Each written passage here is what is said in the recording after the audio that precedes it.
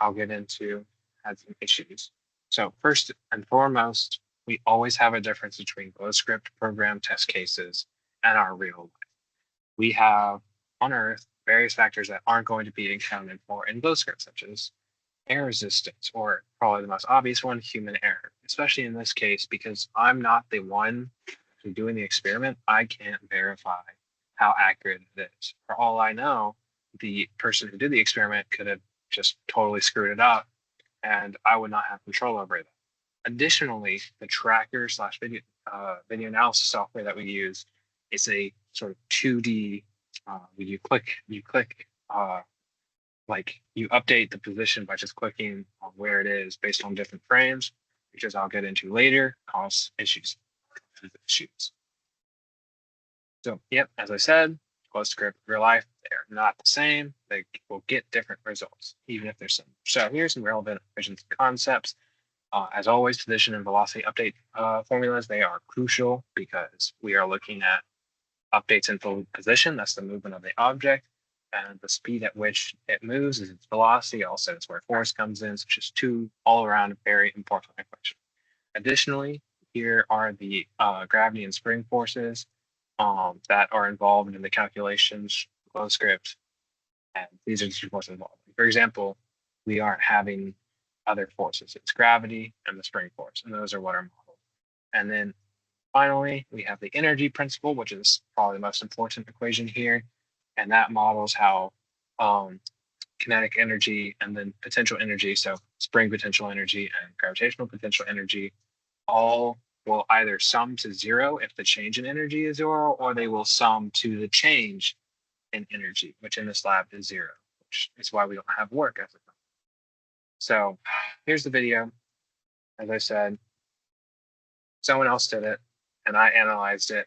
As we can see in this analysis, the trace of the object kind of forms an ellipse, but that ellipse is on a 2D track, and in glowscript, all the things that will be modeled will be just an X and Y. There's no Z component. However, obviously in this real life test case, there is a Z component because like if I'm doing a circular motion here, you're going to see a sort of ellipse that tracks with what I'm doing.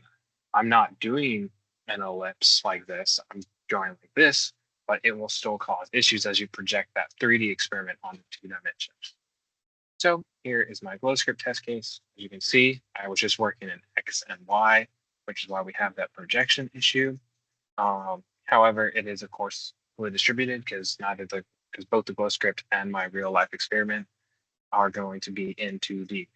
So to my left, I have start conditions. To the bottom left, I have some relevant constants, as well as the actual formula for computing the energies, as well as the actual amount of energy in the system, which, as can be seen at the bottom, energy is equal to the kinetic energy, the potential energies, gravity, and the springs.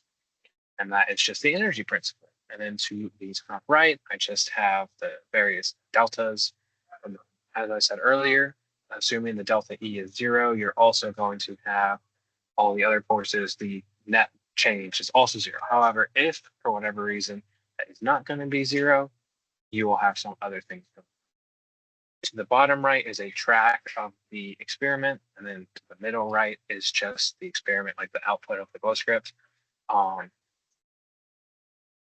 As can be seen, the test case has sinusoidal motion. So as potential energy increases, kinetic energy decreases, as vice versa. And this shows the relationship between the two, and that is that they will sum against each other to 0 when you combine them because the energy isn't necessarily changing. Here's a comparison with a real life test case. As can be seen, they both are pretty similar, although the experimental one is not as precise, and you have a couple goofs where probably tracker issues, which I will get into at the end of this presentation, but in general, they're pretty close. Then as conclusion, so what does this really say? Well, they both exhibit that sinusoidal motion where, not motion, but like the tracks of the various energies is like a sine wave, or but a wave nonetheless. And what that, as I said, represents is just that It just represents the energy principle. It's that simple. As kinetic energy increases, potential energy must decrease, uh, unless the energy is changing as well. But in this case, the total energy was staying constant, and therefore, they if or as one of the energies increases, the other must decrease, and that appears in both models, and so the energy principle is satisfied, even if the experimental test case was not as active. At the oscillation period, as we can go back,